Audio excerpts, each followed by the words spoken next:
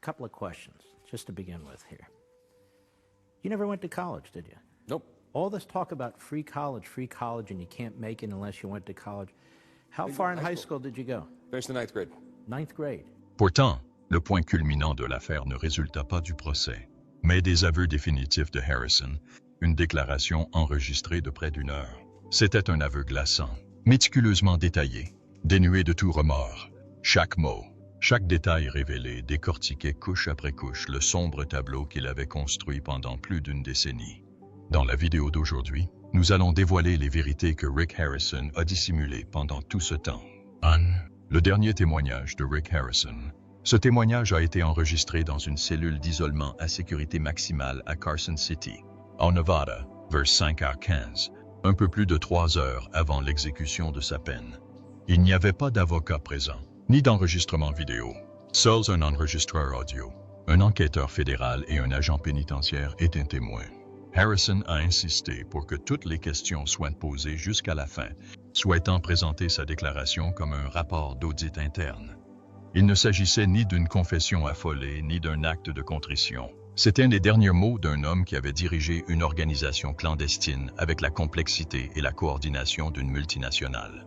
L'enregistrement complet dure environ 57 minutes, divisé par Harrison lui-même en 6 sections.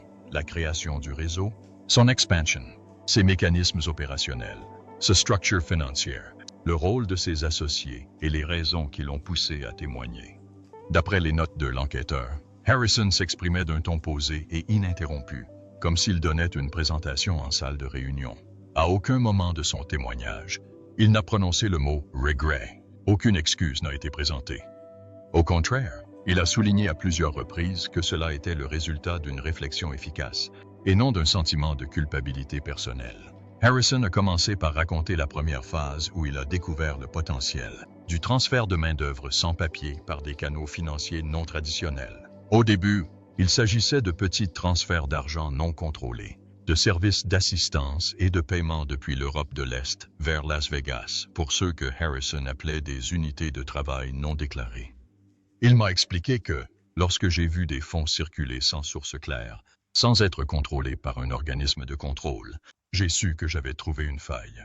Selon Harrison, la période de 2012 à 2015 a servi de phase de test du système, avec quelques dizaines de dossiers temporairement acheminés par l'intermédiaire de sociétés écrans se faisant passer pour des entreprises de logistique, des agences de travail saisonniers et des organisations caritatives. Il n'a pas recruté directement, mais a plutôt fait appel à un réseau de courtiers régionaux, d'agents locaux en Roumanie, au Myanmar, en Colombie et ailleurs, pour gérer le recrutement et le transport. Il n'avait pas besoin de savoir qui j'étais. Il savait seulement que les paiements arrivaient à temps et que les transactions étaient cryptées. À partir de 2016, le témoignage décrit comment Harrison a standardisé le processus en établissant des itinéraires fiables et en développant un réseau d'entreprises au Panama, aux îles Caïmans et dans des juridictions américaines à la réglementation financière laxiste, comme le Delaware. Il affirmait que l'ensemble du système fonctionnait comme un réseau logistique de personnel, où les êtres humains étaient tarifés et déplacés comme des marchandises à la demande. Certains travailleurs étaient même affectés aux États-Unis sous couvert de visa H-2B pour des stages dans des usines et des hôtels. Les dossiers d'enquête fédéraux confirment que le FBI a découvert au moins 62 visas de travail H-2B délivrés sur la base de demandes frauduleuses liées à une entreprise dans laquelle Harrison détenait des parts. L'aspect le plus glaçant du témoignage est peut-être la terminologie totalement impartiale employée par Harrison. Lorsqu'il faisait référence aux individus présents sur chaque site, il ne parlait jamais de travailleurs, mais plutôt d'unités de déploiement. La coordination était qualifiée de logistique du personnel. Les frais de logement, de déplacement et d'entretien du personnel étaient détaillés dans des feuilles de calcul.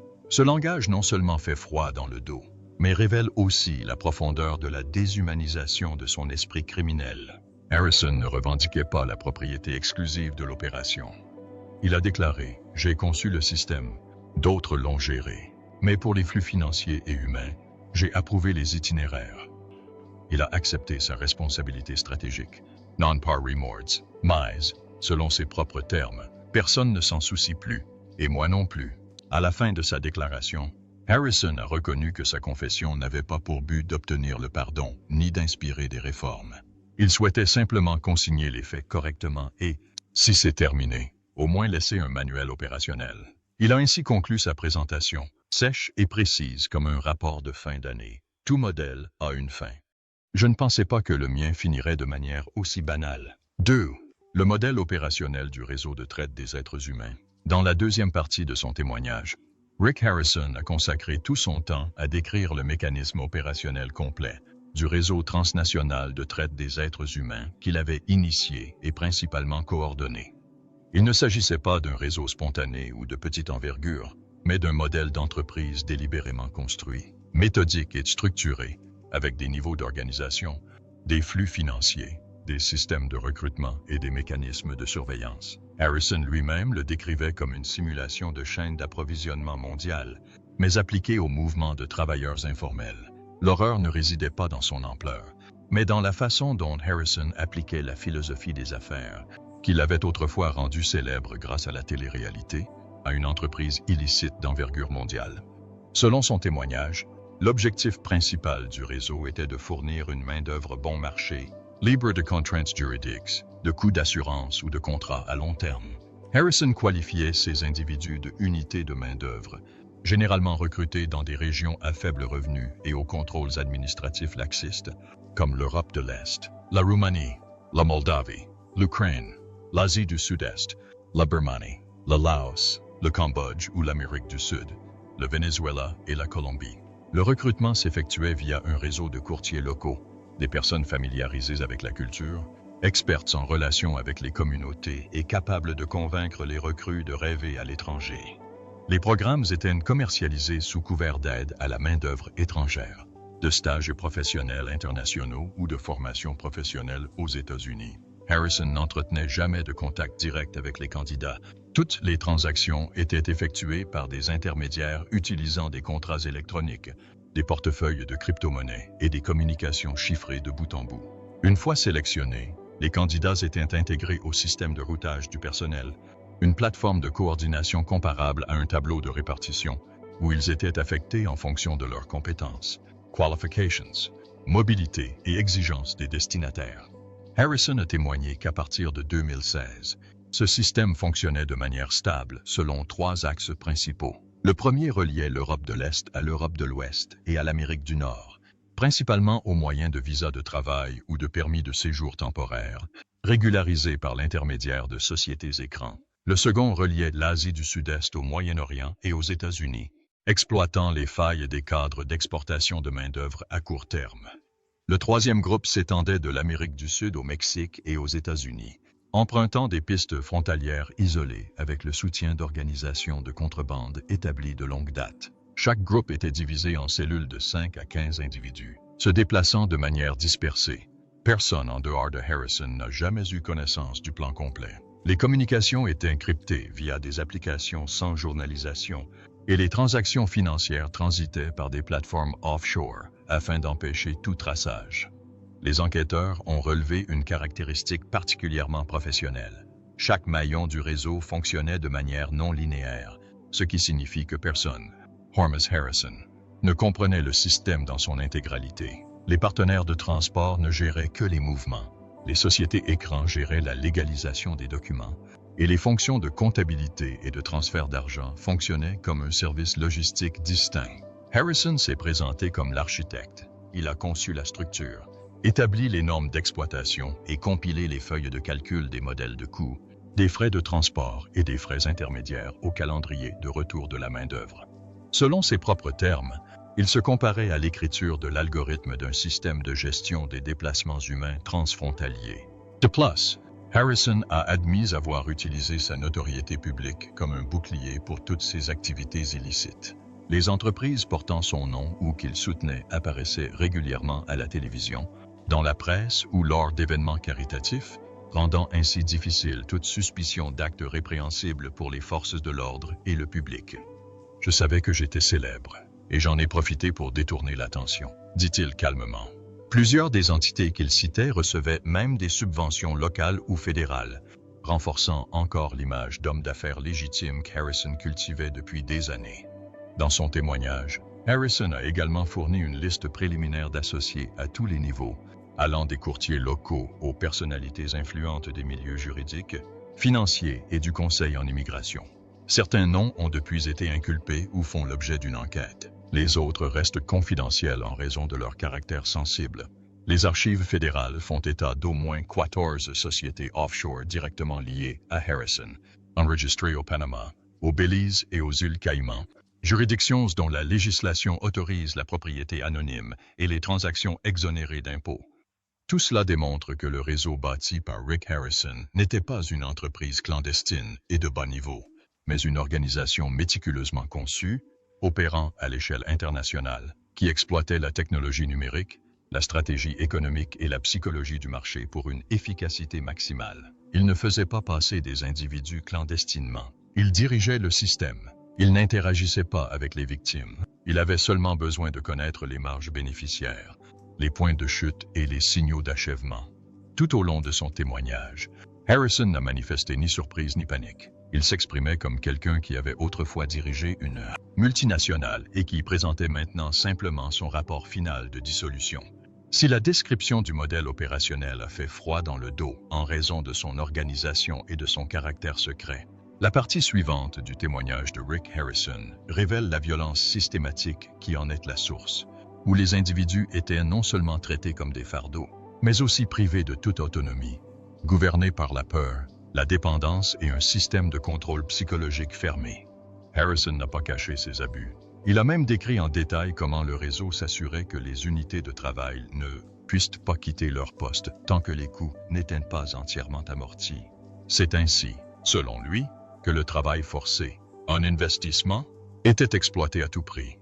Selon son récit, à leur arrivée sur les lieux d'accueil, généralement des fermes, des usines, des chantiers de construction ou des camps miniers artisanaux, les travailleurs immigrés se voyaient confisquer leurs papiers d'identité, leurs contacts avec l'extérieur strictement limités et étaient placés dans des complexes résidentiels verrouillés, appelés par euphémisme zones internes. En réalité, il s'agissait de dortoirs de fortune surveillés par le personnel du réseau, sans liberté de mouvement et sous surveillance continue 24 heures sur 24, 7 jours sur 7, par caméras, gardes et systèmes de pointage numérique. Harrison a détaillé un mécanisme de contrôle à 3 niveaux: supervision humaine directe, surveillance numérique, localisation GPS et caméra, et surveillance psychologique par endettement et manipulation d'informations.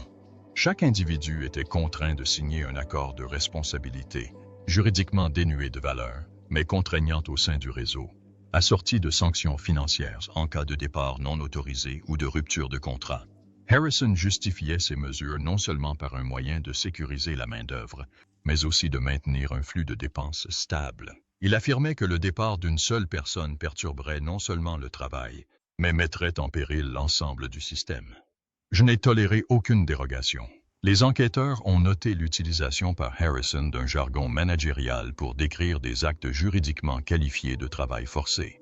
Des termes comme stabilité opérationnelle, respect des engagements et préservation de la productivité émaillaient ces déclarations, comme s'il parlait d'une chaîne de production plutôt que d'êtres humains, un exemple flagrant de la mentalité déshumanisante du réseau. Un détail particulièrement effrayant est l'aveu d'Harrison d'avoir eu recours à la servitude pour dette comme moyen de contrôle psychologique. Il a décrit comment les travailleurs recevaient des avances de fonds de plusieurs centaines à plusieurs milliers de dollars américains avant leur départ, pour ensuite les rembourser par un travail non rémunéré sur une période de 6 mois à plus d'1 an. Durant cette période, tous leurs frais de subsistance, de déplacement et même administratifs étaient absorbés par leur endettement. Harrison a comparé cela à une boucle de déduction automatique, où les travailleurs ne percevaient jamais un centime, puisque chaque dollar gagné était déduit avant même de leur parvenir. Cette pratique s'inscrit dans la définition de ce que l'Organisation internationale du travail, OIT, qualifie de travail forcé par contrainte financière, l'une des formes les plus courantes d'exploitation moderne. Selon le rapport 2022 de l'OIT, plus de 50% des victimes du travail forcé dans le monde subissent de telles contraintes financières. Harrison n'a pas non plus nié que la force ait été employée contre quiconque tentait de s'échapper, de contacter le monde extérieur ou de protester contre les conditions de travail. Cependant, Il a rejeté la responsabilité directe en attribuant la répression violente aux unités opérationnelles locales. Il a déclaré « Je n'ai jamais ordonné que qui que ce soit battu. J'ai simplement établi le principe selon lequel les individus récalcitrants représentaient un risque systémique et devaient donc être traités. » Par cette déclaration, Harrison a une fois de plus souligné son rôle indirect, mais décisif, dans le maintien d'un système d'exploitation organisé. Les archives fédérales recensent plus de 120 témoignages de victimes décrivant des menaces, des placements à l'isolement ou la privation de rations alimentaires, de téléphone et de contacts familiaux pendant de longues périodes. Plusieurs cas illustratifs ont été évoqués dans son témoignage, relatés par Harrison comme autant d'enseignements tirés de son expérience. Il a évoqué la gestion habile d'un groupe de 6 personnes qui tentaient de joindre une ambassade par l'intermédiaire d'un interprète, en les divisant, en les relocalisant et en les plaçant sous contrôle spécial. Le FBI a ensuite interprété cet euphémisme comme le transfert de ces individus vers un établissement isolé, coupant tout contact avec l'extérieur. Ces sites n'étaient pas enregistrés, souvent situés en dehors des zones urbaines, étaient dotés de documents falsifiés et n'étaient connus que des initiés du réseau. Dans cette section, Harrison a également confirmé pour la première fois l'existence d'une structure de gouvernance interne, comprenant des superviseurs, des gestionnaires de réclamation, des agents de pointage et des analystes de performance. Cette révélation a surpris les enquêteurs, car elle démontrait le degré de professionnalisation d'un réseau illicite fonctionnant avec la même bureaucratie qu'une entreprise légitime.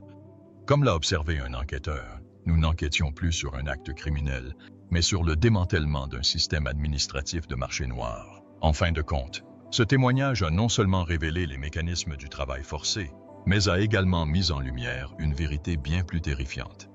L'exploitation ne requiert plus de fouet ni de chaîne, mais s'exerce par le biais de la finance, de la documentation, de l'information et de la psychologie. Rick Harrison, autrefois considéré comme un emblème du rêve américain, avait exploité les compétences mêmes de gestion, d'optimisation et de contrôle des processus du monde juridique pour ériger une vaste structure organisée et durable d'exploitation humaine qui a failli échapper à toute détection. 4. Système financier clandestin et blanchiment d'argent. L'un des piliers du réseau de Rick Harrison pendant plus de 10 ans était un système financier clandestin, organisé comme un réseau anonyme et sans frontières, ne laissant aucune trace d'audit clair. Dans son témoignage, Harrison a non seulement admis avoir délibérément conçu l'architecture financière de l'ensemble de l'opération, mais a également décrit en détail les méthodes de blanchiment d'argent, de transfert de fonds et de maintien de flux de capitaux stables.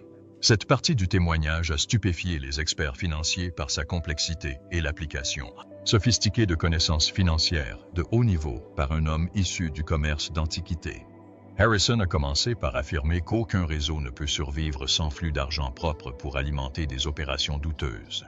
Dès le départ, il a établi une chaîne de sociétés écrans dans des paradis fiscaux comme les îles Caïmans, le Belize, le Panama et Malte, ainsi que dans des juridictions américaines comme le Delaware et le Nevada, des territoires qui autorisent l'enregistrement anonyme des sociétés sans divulguer l'identité des véritables propriétaires. Chaque entité s'est vue attribuer un rôle spécifique. La société A percevait des honoraires de consultants en main-d'œuvre étrangère. La société B fournissait des services de transport de personnel et la société C recevait des subventions caritatives d'ONG ou de fondations. Toutes les transactions étaient structurées de manière à éviter toute violation directe des lois d'un pays donné, tout en légalisant, en pratique, les produits illicites.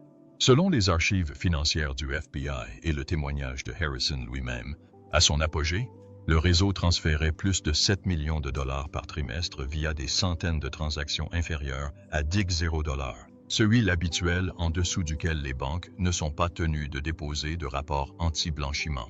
Harrison utilisait également des comptes bancaires exclusivement numériques en Lituanie, en Estonie et à Singapour, des juridictions réputées pour leur flexibilité en matière de transferts électroniques internationaux. Les fonds ont été nettoyés à 3 niveaux. Premièrement, sous forme de contrats de travail ou de frais logistiques.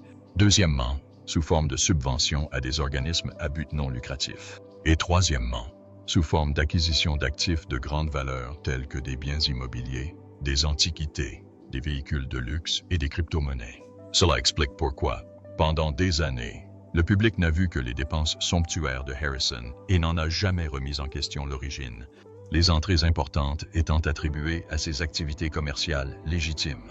Un outil clé de l'arsenal de Harrison était la crypto-monnaie, en particulier les crypto-monnaies axées sur la confidentialité comme Monero, Scash et Dash.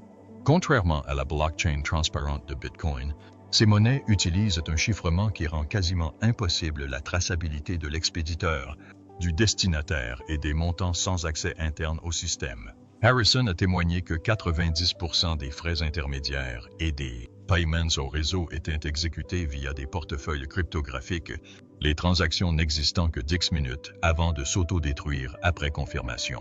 Il a même engagé des développeurs pour créer un mixeur de portefeuilles, divisant les transactions en centaines de micro-paiements sur des dizaines d'adresses, déjouant ainsi toute enquête.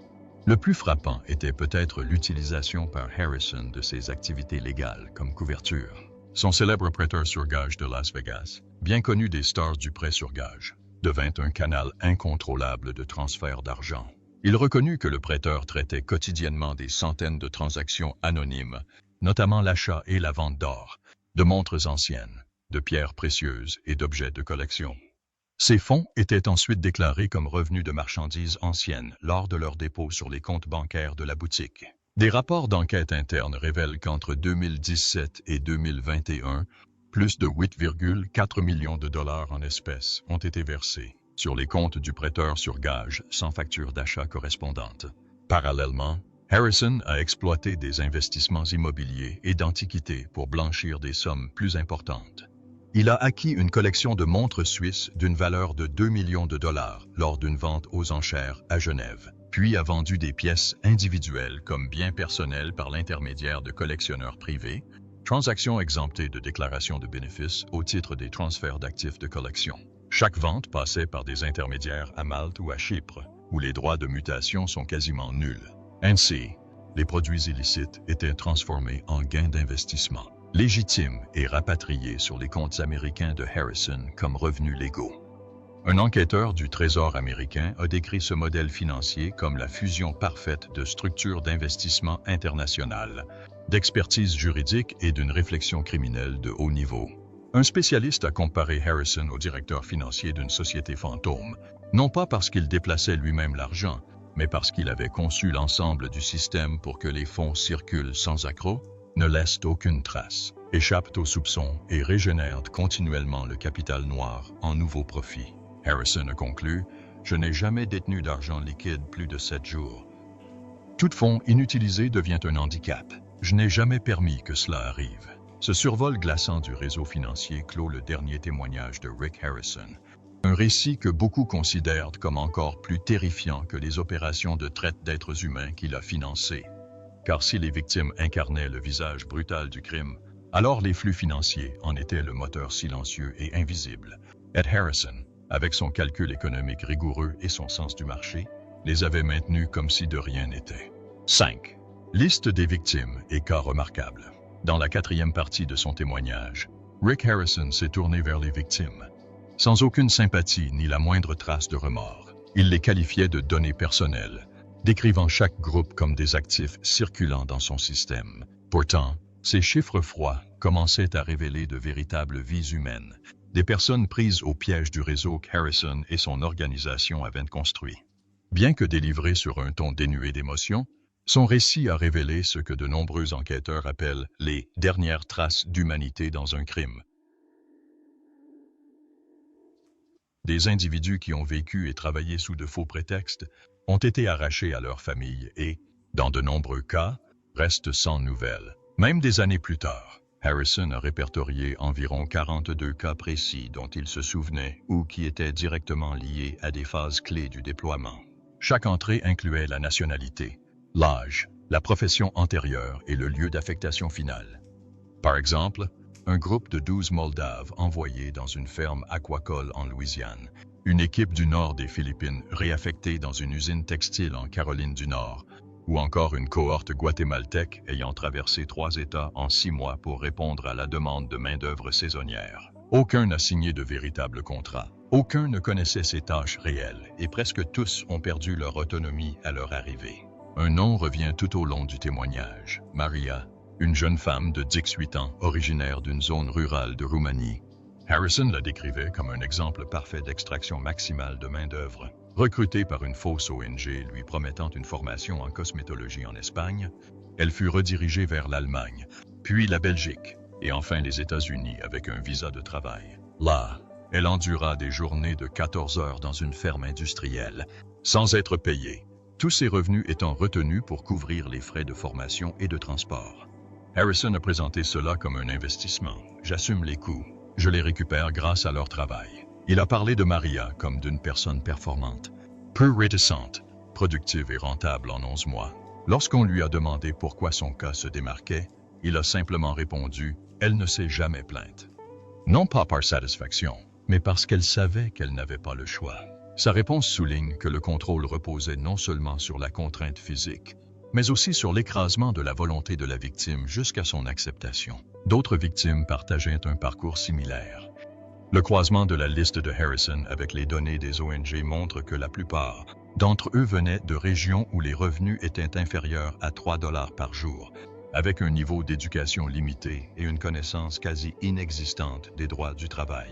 Attirés par des promesses d'emploi aux États-Unis, en Allemagne ou au Canada, ils se sont retrouvés piégés par l'endettement et socialement isolés.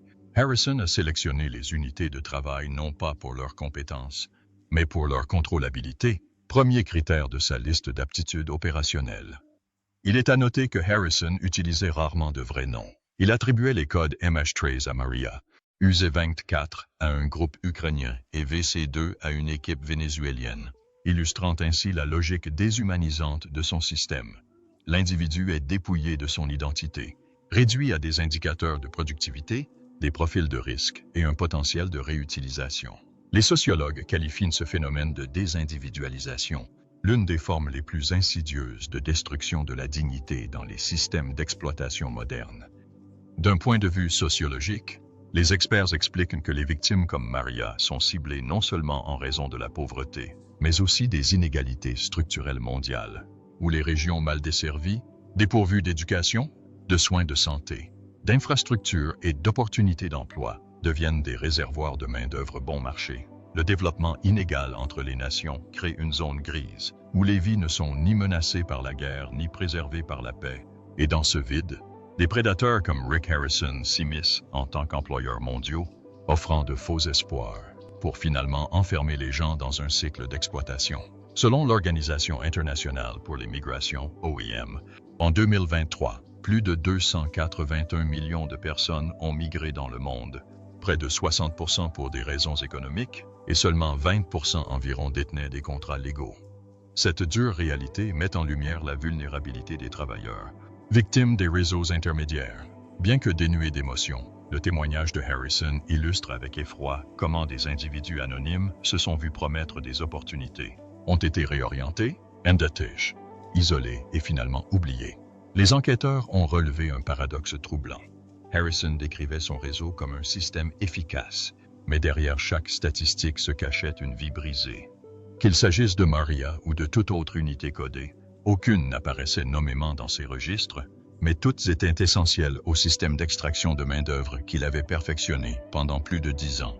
L'aspect le plus remarquable de cette section n'est peut-être pas l'horreur des histoires elles-mêmes, mais l'absence totale d'émotion, telle une paroi froide séparant l'architecte du système des vies qu'il a écrasé. Sixièmement, motivation expliquée. Pourquoi Rick Harrison a-t-il commis ces crimes? Une fois le témoignage couvert, organisation, opération et conséquences. La question que chaque enquêteur, journaliste et citoyen se posait inévitablement était « Pourquoi? Pourquoi Rick Harrison, qui avait déjà tout, célébrité, richesse, influence, a-t-il choisi de sombrer dans l'ombre, où chaque action constituait un crime grave? Qu'est-ce qui a poussé un homme parfaitement placé pour vivre sous les projecteurs à bâtir un système qui prospérait dans l'ombre? Il a ouvert la discussion sans détour, admettant sans détour. Je n'ai pas fait ça pour l'argent. J'en avais déjà. Ce qui me manquait, c'était le contrôle absolu. Ces mots ont révélé l'idéologie fondamentale que Harrison avait développée pendant plus de 10 ans.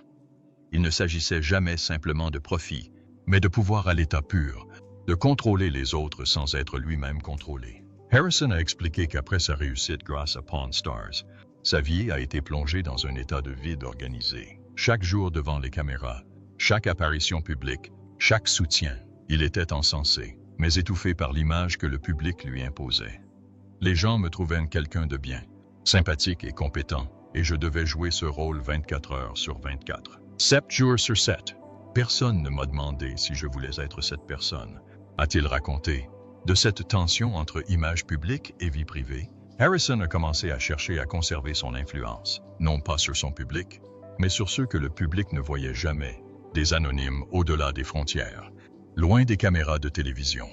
Plus tard, des analystes du comportement criminel ont noté que Harrison présentait des signes de complexe de contrôle total, un trouble psychologique dans lequel la satisfaction ne vient pas de la possession, mais de la maîtrise de chaque aspect de la vie d'autrui. Mouvements, pensées, comportements et même stratégies de survie. Dans le cas de Harrison, cela se manifestait par ses références répétées à la restructuration du capital humain, à l'optimisation des boucles de rétroaction et au contrôle à plusieurs niveaux pour décrire les individus. Il ne se considérait pas comme un être maléfique, mais comme un gestionnaire efficace d'un système que la société n'avait pas encore défini.